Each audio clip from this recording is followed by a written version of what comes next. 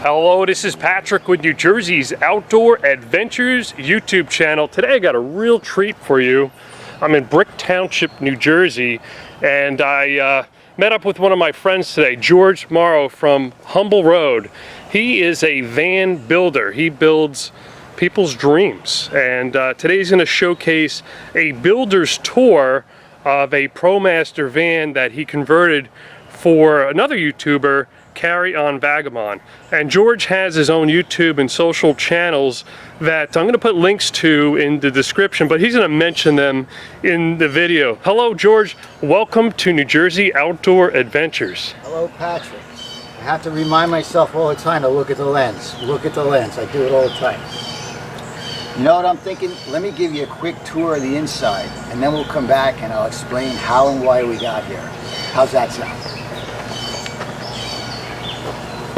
So as you already said, this van was custom built for the Careys, Dave and Irene Carey. They have a channel called Carey On Vagabond.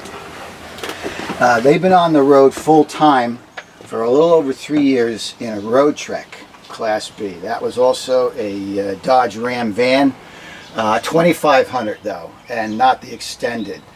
This baby is a 3500 and it's the extended chassis, so it's a little bit longer. So them having been on the road for 3 years plus, and they actually traversed this continent 9 times in those 3 years. They knew what they wanted. They knew what works for them and what doesn't work. And that's actually how I got started building vans, is because I had a Class B. Well, actually, first I had a 40-foot Monaco Cheetah. 3 slides, 2 bathrooms, and we careened up and down the East Coast in that baby. But then the kids grew up, so I bought a Pleasureway Class B van. It was a Sprinter Plateau chassis. Loved it. Absolutely loved it. Still have it. Still use it. But there are some shortcomings. There are things that I would have liked changed based on the way you live in it real world day to day. So I decided I think I could build a van for myself, and it would encompass all the things that I wanted. So I did that. I decided to film it on my YouTube channel, and it created such interest and such a stir that I sold it. I sold the first van. The Careys reached out to me through YouTube, and they said, we'd like you to build us a van.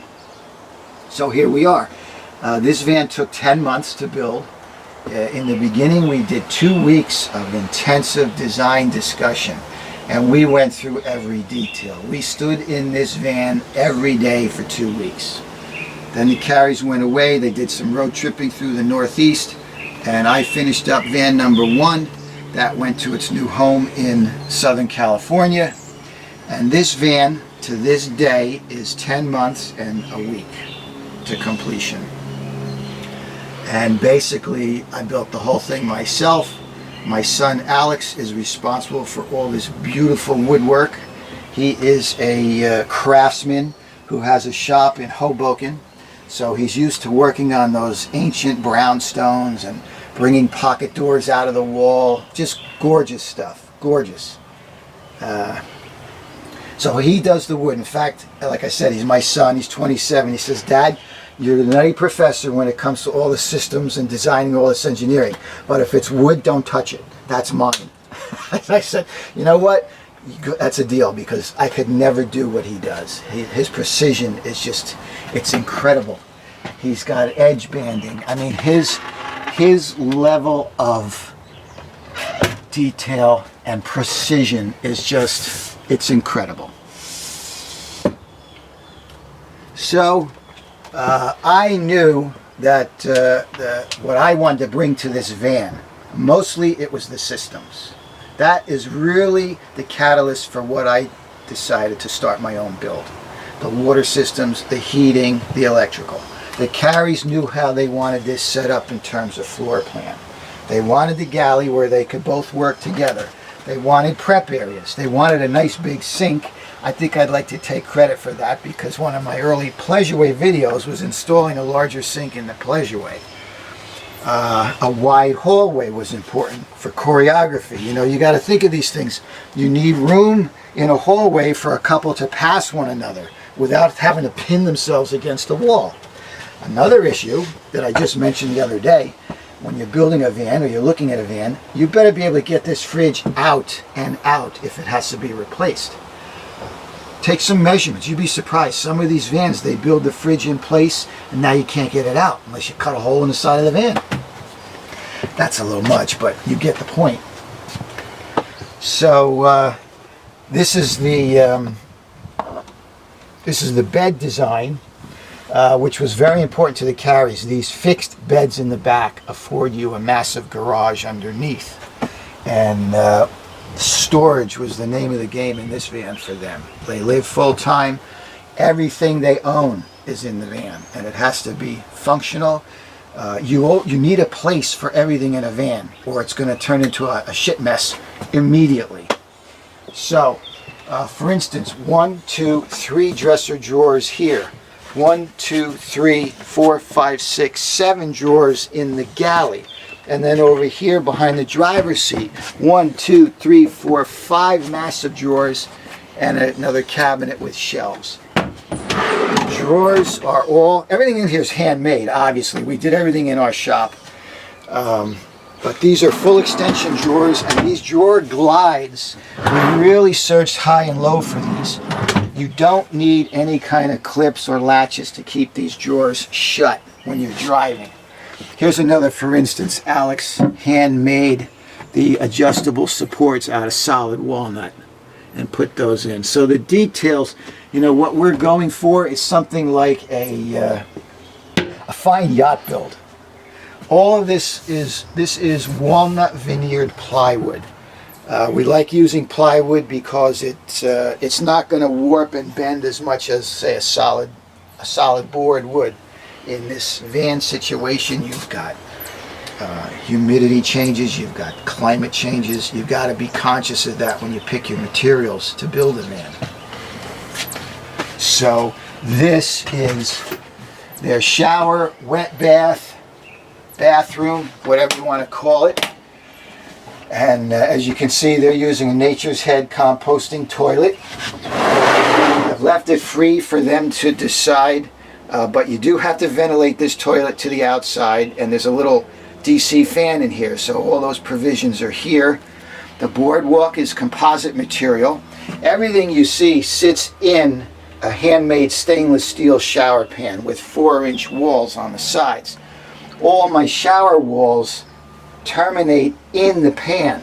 So if we ever had a violation through any of these seams, and there are very few seams, the water will just hit the pan and drain out. We've got an unusually high curb to get in and out of the shower, and the reason for that is so the shower curtain does not flow out and cause a flood in the hallway. This stainless steel, as I mentioned, is the real pure stainless steel. It's not magnetic, so you cannot use magnets to hold your shower curtain in place. These walls are all plastic PVC, and one of the things that I always took note of in manufactured vans is there's a gazillion folds and flaps and seams in their bathrooms, so it makes it very difficult to squeegee or dry down the bathroom. So that was a detail. It was almost an insist. It had to be smooth and clean, as few levels and seams as possible. And right now we have these shower doors closing with inset magnets, and that locks them closed. As I mentioned, Dave and Irene had a road trek. There was a feature in the road trek that they wanted to bring into this van. So Alex and I improved upon the design. What that is, you see this extra flange right here? This extra flange is mounted to the door at a very specific angle so that you can have more elbow room inside as you're using the toilet. And we even went so far as to talk about that Dave and Irene are both righties. So they would put the toilet on this side and they would have the elbow room to do their business. But look at how this just finds itself. Look at how this works. The magnets find themselves and they lock into place. Alex did a magnificent job with that. Now the ceiling, this is really a design element. This tongue and groove ceiling is actually the extra plywood cutoffs from the floor. So what we did is we made use of scrap lumber. I milled this down, I cut it into strips, I did tongue and groove, I routed the edges, put it all together, and again, plywood. This is half-inch plywood. So it looks like tongue and groove. We were able to use the excess wood we had. The guts of the van, the bones of this whole van, is a product called 80/20. It's extruded aluminum. It comes in many different profiles, or formations as they call it. These, for instance, this profile is smooth and smooth on two sides that are adjacent to one another. You can get opposite smooth. You can get channels all around. Is it a piece that's exposed that I could show you? Yeah, you can't. Well, that's smooth up there. And this is 1.5 inches. And then for my upper cabinets, I used 1-inch profile. Here's a channel. Here's one with a channel. So with that channel, you can connect these in many ways. It's like an erector set. And this is also a piece of 80/20. And if you, I don't know if you can sense it or not, but I'm shaking the van. This is basically to prevent anything in this cabinet from falling out when you're driving, but it also acts as the door stop. Nice, flush, and smooth. 80/20 and walnut looks beautiful together. It's such a nice combination. The 80/20 is very easy to work with. It's pricey. It's very pricey. Countertop is Korean, and Irene picked a beautiful pattern here. It's very, very subtle. In my first van, I used what's called glacier white Korean, pure white. This one's got a little bit of a fleck to it, and it's very pretty. We went with an induction cooktop, a double burner induction cooktop. It's recessed in. However, I have not siliconed it down because it does have feet, and I want to give them the option of taking it out on the picnic table if they want. But they do also enjoy the benefits of having a flush mounted cooktop. Drawers, again, these drawer slides are very, very stout. It's very hard to open the drawer. And one of the things that you'll notice here, typical construction, you would carry your drawer faces all the way across at the same depth, 7-inch, 6-inch, whatever it may be. That's not the case here. Every one of these drawers is custom built and purpose built for what's going in the drawer. That's how tight we made this storage. That's how specific the storage is. They've got a crock pot, they measured, and we built a drawer to fit it. And then there's a really cool option here. One of the things I insist on is airflow and access to everything in the van. This whole bottom panel hinges down. Here's your freshwater tank, and you can clearly see the level of water in that tank. So you don't have to rely on the inaccuracies of many of the gauges that are in vans these days. Although I did source a gauge that I think is incredibly accurate. Anyway, the point of this is, here's your 80/20, so you can see the whole frame of the galley module is framed out in 80/20. It's not box framing. It's not typical plywood cabinet box framing. So that allows complete access. If you look down the end here, it's open to the garage. There's airflow everywhere in the van, so you're not going to have those mold and dampness issues that you might have if you seal up the van with insulations and box framing. So this is also going to be a nice storage spot for them for their shoes. They could put their shoes in here, toe down like a ballerina, and get a whole bunch of shoes in there. The flooring is a click-lock vinyl flooring. It's cork-backed, so there's an insulation factor there as well. There's a 1-inch foam insulation system under this floor, and it's got 1-inch square tubing for support. The tubing is glued to the van floor, and then we lay the foam panels in. And then we screw our plywood subfloor to those aluminum frame members, and this floor floats. This floor is floating on top of the subfloor. So here, this is a beauty. Like I said, I follow the boating industry. So my gauge panel, if you notice, has got a little piano hinge here. And if you remove one screw, this will come down and you have access to everything behind those gauges. Now there's one other thing I want to show you in this cabinet. This is something I did in van 1 also. If you need to, the back of the cabinet comes out. Let me just get my hand in here. It comes out very simply like that. Now you've got access to some of the harnesses and wiring that are behind the walls here. This is Thinsulate insulation.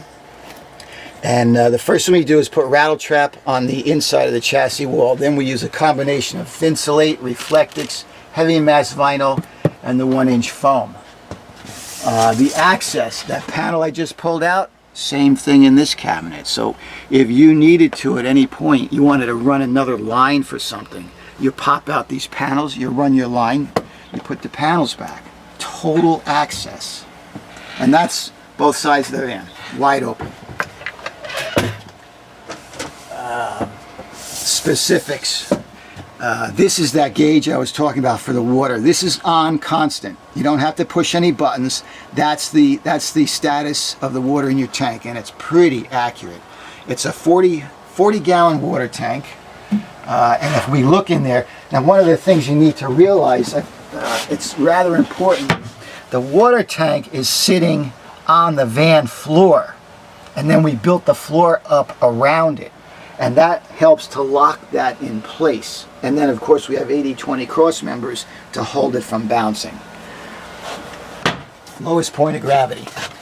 So that's my water gauge. This is the Xantrex gauge for the electric system. We have a 600 amp hour lithium battery that's part of a complete system called the Xantrex Freedom eGen system. And this system is intended to replace a generator. There's no generator in this van. There's no propane in this van. It's electric. I've got 420 watts of solar on the roof.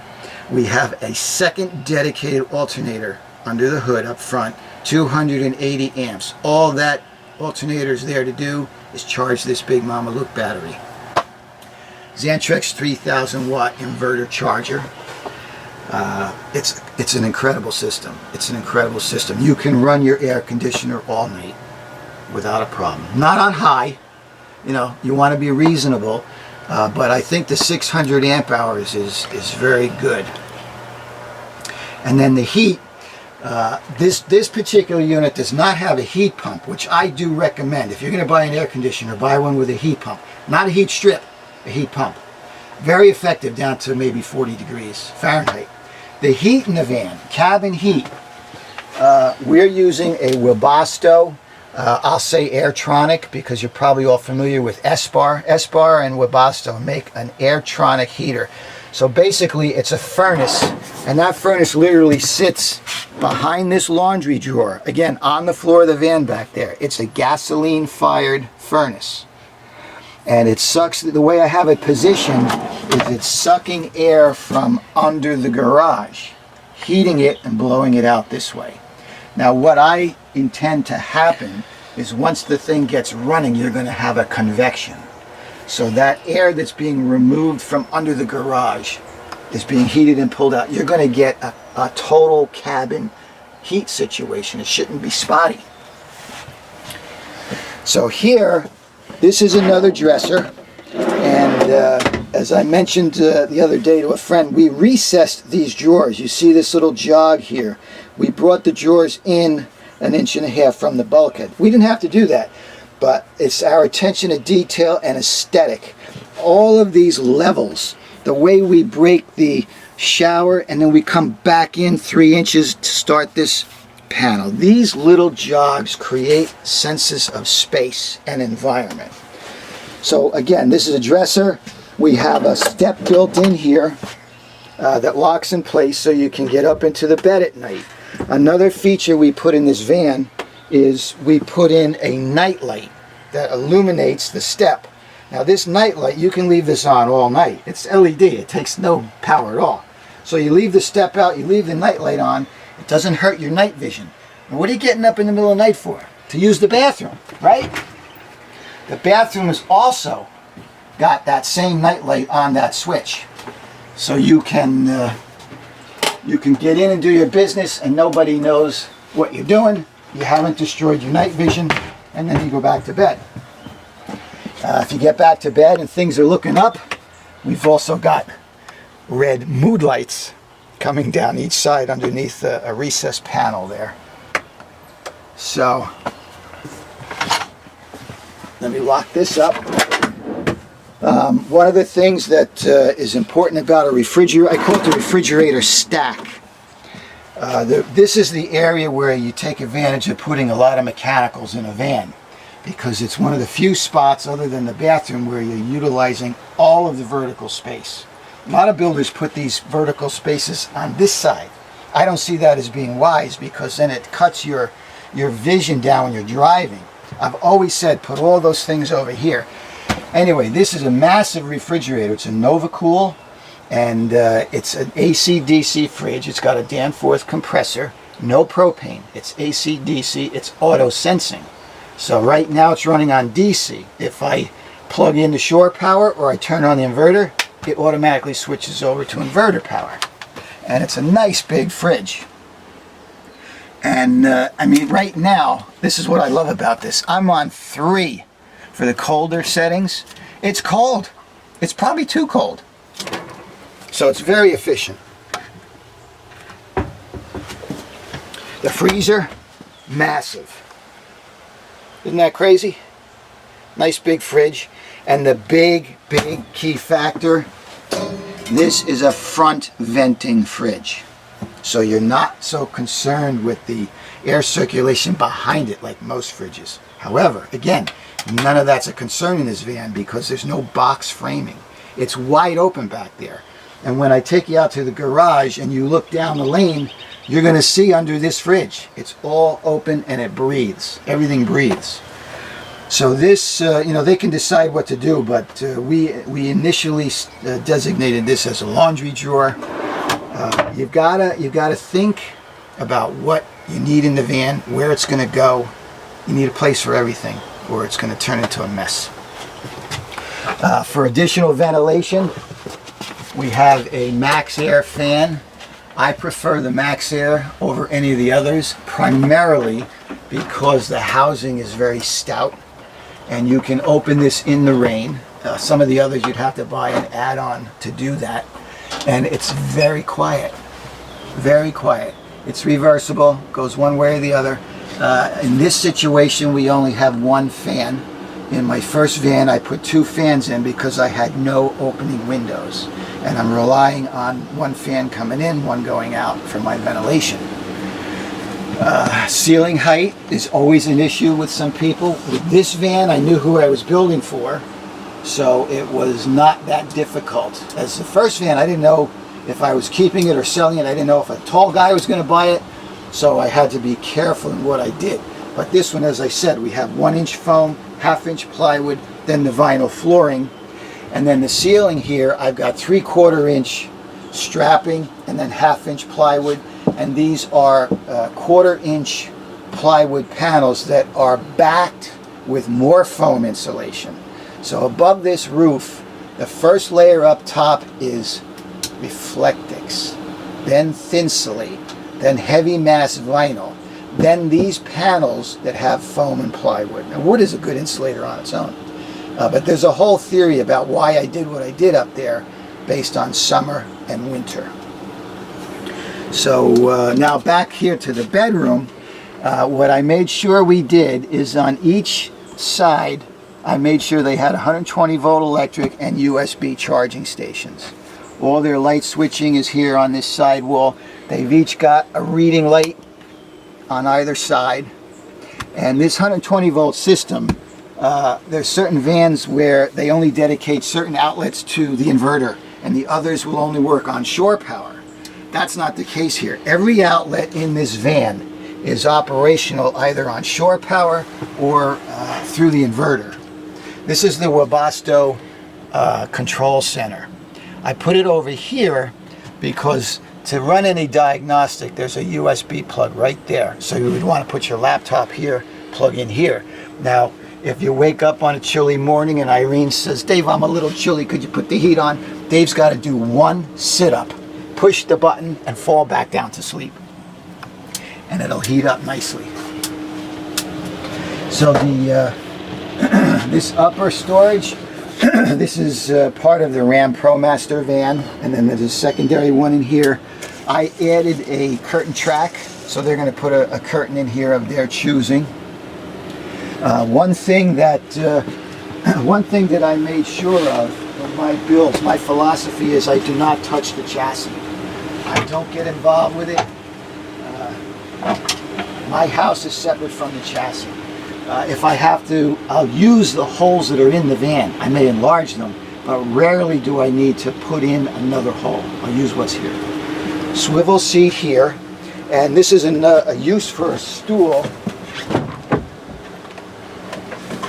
Alex made a stool for Irene when they're driving, but Dave can use it here also, because when you put an aftermarket swivel kit in, it raises the seat height. And I gave Dave a dimmable reading light right here, puck light with a switch. Oh yeah, this they have a dog named Pistol, and so we're thinking that this is probably where Pistol's going to put his leashes and water bowls and hiking supplies.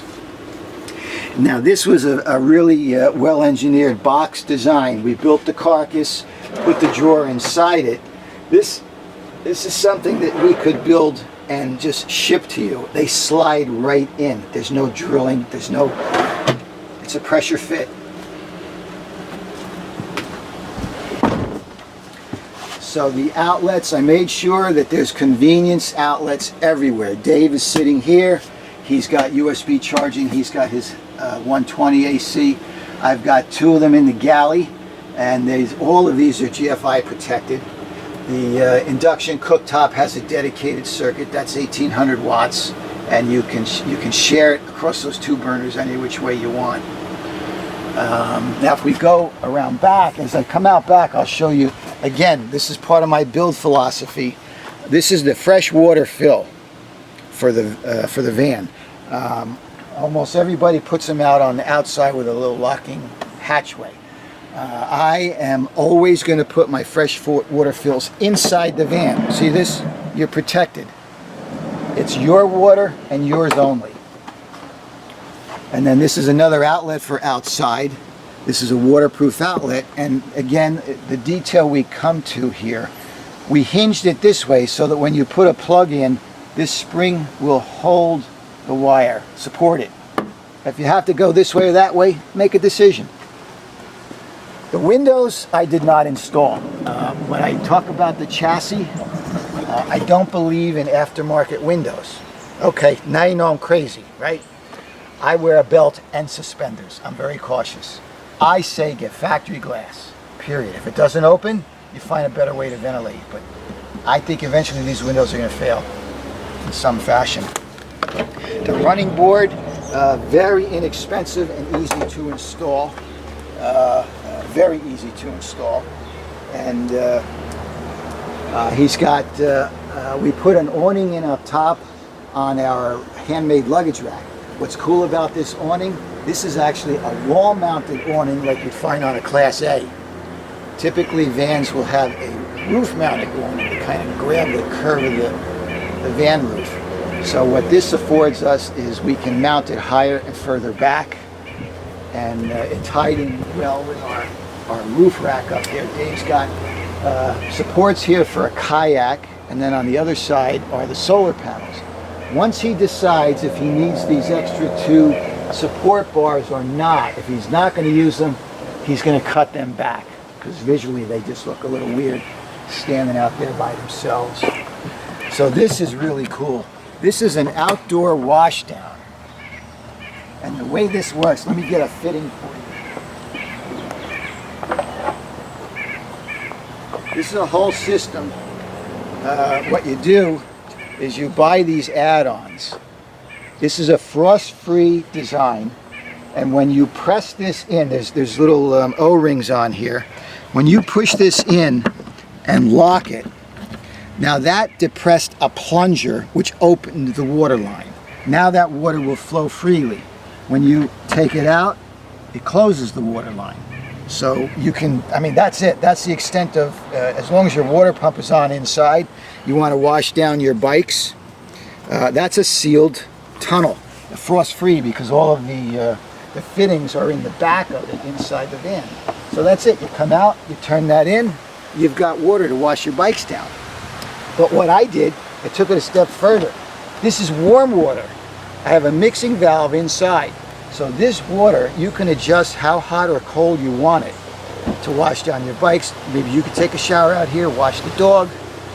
And the hot water is another, I put in a closed loop system for hot water. So what I did, I'll have to show you in the back here. When we get back here, it's easier to understand. Oh, you can't even see it right here. I have a reservoir, I have a 2-gallon reservoir of water. That is pumped up front, and it goes through a heat exchanger where I'm picking up the heat from the chassis antifreeze, the glycol. So my pump sends my water up front through the heat exchanger, brings it back to my water heater, which is a Webasto IsoTemp 4-gallon water heater. So what I did is I drove this van for an hour the other day, and the hot water I made was 170 degrees. Free hot water, free solar as you're driving. That's the premise of this van, is to make it completely self-sufficient. This is the wash down. I have to cover that. That's not done yet. That's the outdoor wash down line. So the way the bed and the platform work, each of these bed panels underneath are just sitting on an 80/20 frame. The 80/20 frame has these rubber non-skid inserts. So this does two things. It prevents rattles and it prevents it from sliding around. The reason for this is, if you look over here, no, these are underneath. I think I can get, no, I can't get these out without. Okay, the point is that when you lift these up, take them out, you have access to all of your mechanicals, your electrical, your water. Again, access. You don't want to have to crawl under a cabinet or do anything crazy to get at a component. This is the whole electrical side. You've got your big 600 amp hour battery in the back. Underneath that are all of my electrical connections, my bus bars, my breakers for the system. My BMS is down there. That's a company called Lithionics out of Florida. Excellent, excellent battery. And that's all tied together into the Xantrex inverter charger. I've got a Victron solar controller. Everything is breakered. For instance, that solar controller has a breaker where the solar line comes in from the roof. It goes through this controller and it's breakered again. So you've got redundancy, safety. These are my AC/DC breakers for the van. AC and DC are in the one box. This is a shore power breaker and can be used as a switch also in case there's any kind of problem. So back here, this was the root of the van. This is where it all began, way back in the beginning. Dave has two bikes. He's got a 29er mountain bike and he's got a road bike. I think it's steel actually. It's a nice bike. So anyway, these draw trays will come out. Dave is going to put a fork clamp in each one to hold the bikes in place. You have to take the front wheel off to get them in. But then we measured all this out to the 1/4 inch for clearance. And then in the center here, we've got these nice big deep drawers. These are 250 pound drawer glides. So if you want to get fancy, you could put a piece of wood on the top of each of these drawers and use them as steps to get up to the roof if you wanted. And then there's another fixed shelf up here. And again, he knows exactly what he's putting where. So we built accordingly. This is for his rug. When they roll up their outdoor rug, this is sealed on both sides, so if they roll up any bugs, they stay in here. So there's all these practical ideas that are only born from experience. You live in a van, you start to realize what you need, what you want, and what you don't need, or what you don't want. So up top, we've got 420 watts of solar, and I think those are Renogy panels. So there's two 160s and a 100 watt panel. Typically you would run number 10 wire for that, but I ran 6, they're 12 volt, and they're hooked in parallel. I ran number 6 wire in case he decides the kayak is not going to be a go. He can add another row of panels. The wiring that's already installed can handle that extra amperage. And then there's a trailer hitch down here. There's no harness, so this is just for a bike rack or whatever you want to put on it. I've got my gray water tank underneath, up midships, and what else is under there? My shower drains. I mean, most of this stuff is basic that you'd find on any Class B. The gray tanks, actually, I designed them to be breakaway, just in case there was something bad that occurred. You wouldn't tear out the underside of your van or hurt your chassis. The tanks would give way. They're cheap and easy to replace. This is the shore power inlet, and again, this is from the boating world. I believe that the components from the marine industry are far better. They're higher quality. They're well made. So everything in the van is from the marine world. Now this is part of the gray water system, and what I did, this gray water system is made up of sprinkler hosing and sprinkler fittings. And again, it's for simplicity of service. If you were to break one of these or tear it out, go to Home Depot and buy it all again. It's inexpensive, it's easy to run, and that's, you know, this van has to be owner serviceable. It's got to be easy to do, and you don't want to be held to labor rates. Everything is done yourself here. It's designed so you could. This is the exhaust for the Webasto heater. It's a gasoline fired heater. So I have a little fuel pump up here that is attached to a pickup on the tank of the Ram van. Pumps my gasoline back into the furnace. It's a very nice, safe quality system. Webasto's a German company, as is Espar. Here you can see the underside of the panels. We had to extend beyond our roof rack because to fit the panels and the air conditioner and the kayaks. We went with a 5-6 inch aluminum C-channel, and then we had these cutouts done on a water jet machine. Just weight savings, aesthetic, and then I wired the panels so that you have access through these oval holes to be able to work on these panels easily without having to remove them to get out the wiring. Oh, up front we have the part of my water system, part of my, well, you're never going to see the heat exchanger, it's under the van, but part of the Freedom eGen system is a Balmar regulator, so that had to be mounted in. So this is up front. Again, is it easy to get to? That's the whole idea. I'm trying to make everything as easy and simple to get to so that you can do this work yourself.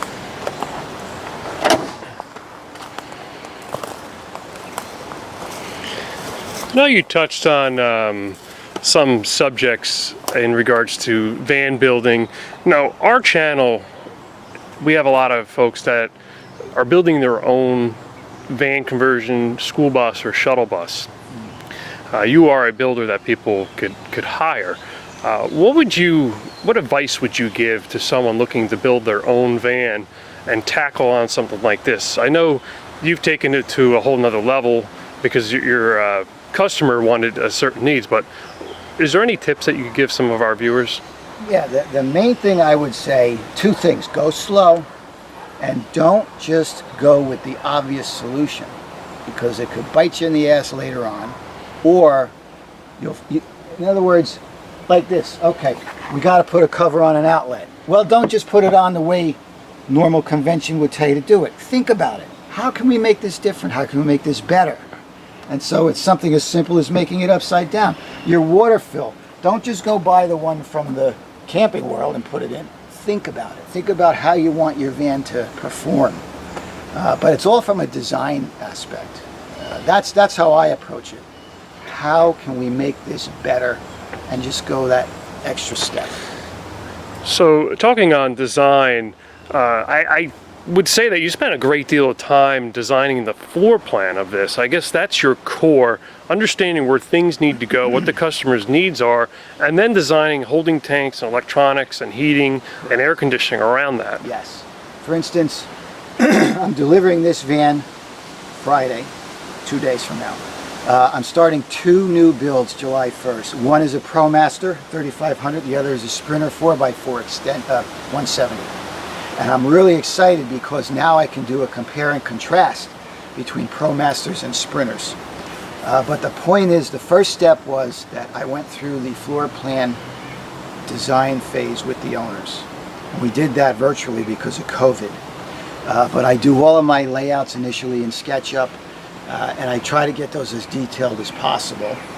So we've got approvals on the floor plan. The next step for me, and if you watch my channel, you'll see what I'm talking about. I build a cardboard van, and I don't just get boxes from the supermarket. I get sheets of cardboard, and I get 2x2 pine, and I literally build the van.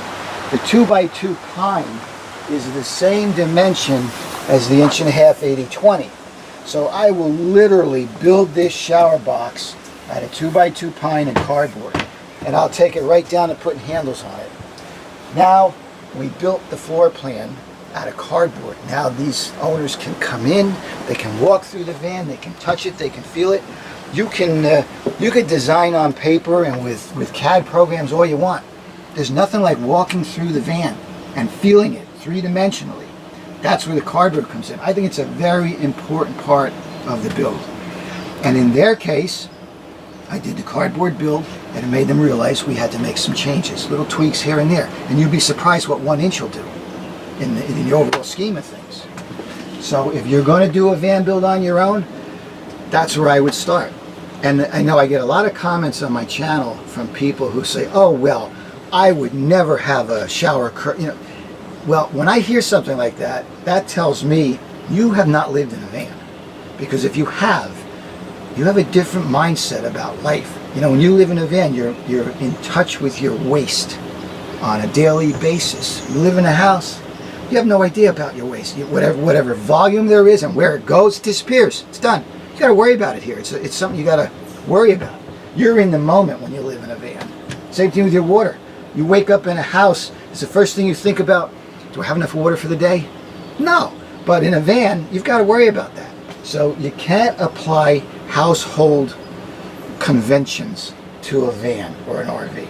It's different way of life.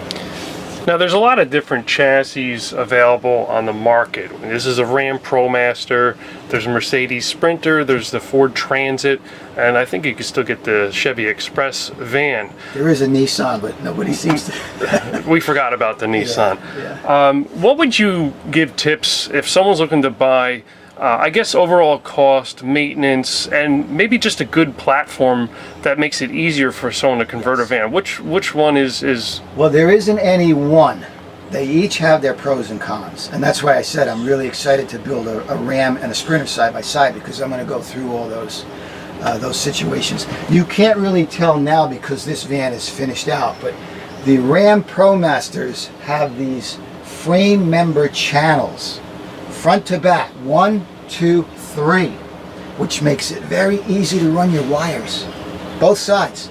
I wired this van in 4 hours. The Sprinter, almost 2 weeks, because the Sprinter has an interruption every 15 inches. There's a support. These are wide open, uninterrupted chases to run your wires. Now that would bring me to the next step. As far as fit and finish, quality of materials, gauge and strength of construction, the Sprinter's in a league of its own. This doesn't even come close. It's almost laughable. The drill bits I went through on the Sprinter van compared to this one, big difference. But, you know, it's like I say, you got to decide what's important to you. This is gasoline. The Sprinters are diesel. Well, they do now have a 144 gas. It's using the Metris engine. But diesel is becoming more difficult to find out in this country. At least I won't use biodiesel in a Sprinter. I'll only find regular highway sulfur diesel. So half became my new full. When my gas gauge got to half, I started looking for fuel because I knew it was going to take me 2 or 3 stations to find highway sulfur compared to every station that's nothing but biodiesel. Some of them are unmarked. I'll walk in and ask them if it's biodiesel or not. I've heard of that when people go down the Baja with Sprinter or diesel chassis. They have a very difficult time finding fuel, and they prefer to have a gasoline chassis just for that. Yes, it's much easier. You can get a RAM serviced just about anywhere in the country. Even private garages can work on this vehicle. Sprinter, I wouldn't let anybody but a certified tech touch that vehicle because you can make the problem worse. And the other thing with the Sprinter is they are reliable, but when they do have a problem, oh baby, it hurts. It hurts from a money standpoint. Maintenance is much more expensive. And I got my check engine light come on deep in southern Georgia. I had to drive 200 miles to the next nearest Sprinter dealer to get service. How do our viewers at New Jersey Outdoor Adventures, how are they going to find you? Because I know you have a lot of different videos on building this, and you're going to have some type of tour video of your own that's coming up Yes. very soon. Yes. How do they engage with you? My channel is called Humble Road on YouTube. I've got an Instagram account on a Humble Road and Facebook Humble Road. But I just spent the last 3 days cleaning and filming this van. I'm editing now, and I should have a video posted on this final walkthrough very soon. Yeah, like you said, all my videos are up there on Humble Road. I'm starting 2 new builds July 1st. Those are going to take me 1 year to complete. Now after that, right now my heart's telling me I want to build a couple of spec vans. And one of them might be a shuttle bus.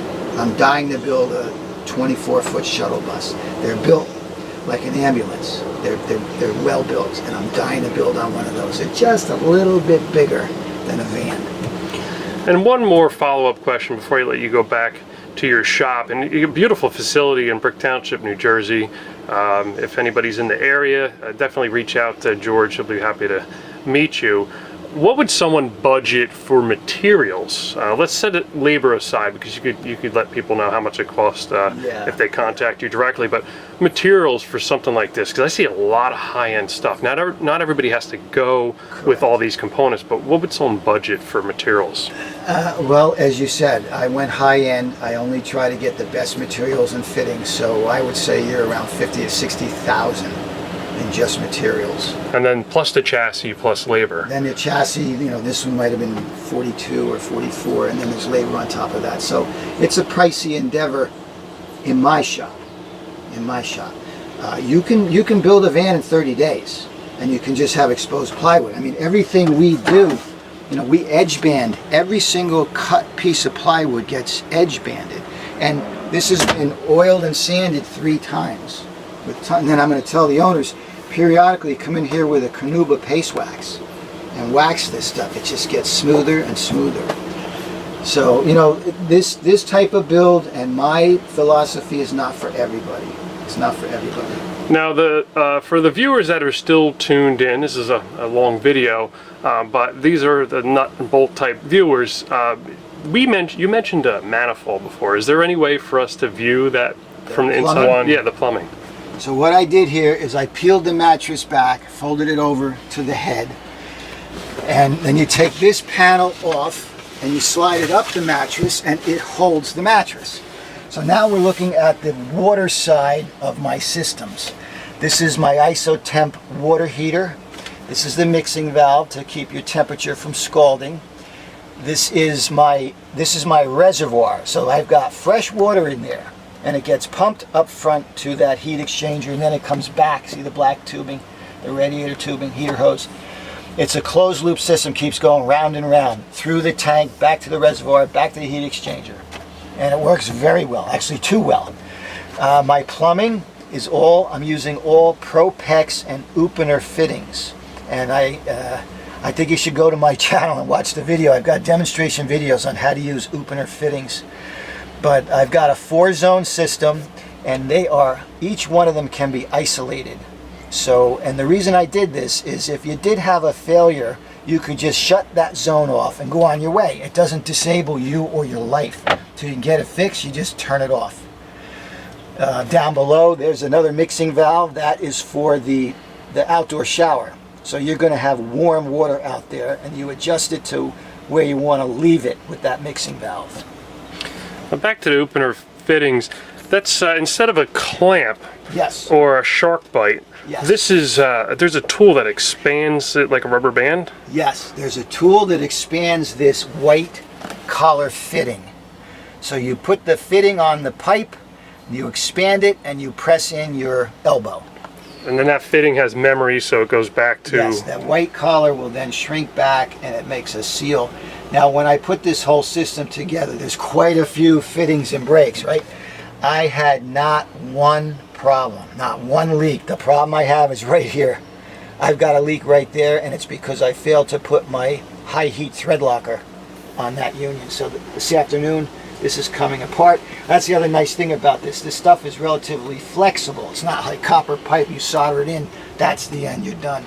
You do have some flexibility here, so you have options. Yeah, and there's a lot of overlooked costs. Most people hit on the solar, the inverter, the battery system, the heating. But, I mean, in my 1961 Airstream Bambi renovation I'm doing, I probably have about $300 alone just in PEX tubing and fittings, shut-off valves, and then you have the electrical. So, you know, you could spend well over $1,000 just on plumbing fittings and electrical and 12-volt items. So, you know, and then you got to consider weight, too. You got to be careful about weight. And balancing the weight in the van. When I did my calculation on this, I wasn't 1 pound off between the water tank, you know, everything that was in here. And I said, that doesn't always happen, but in this particular case, it was dead on to the pound, which is pretty cool. Well, George, thank you very much for spending the time with New Jersey Outdoor Adventures, giving us a very in-depth tour of this ProMaster van that you built for Carey On Vagabond. This is Patrick with New Jersey Outdoor Adventures YouTube channel. I hope you enjoyed this video. Please like this video, comment, share, subscribe. I'd love it. And we'll see you soon. Thank you, Patrick.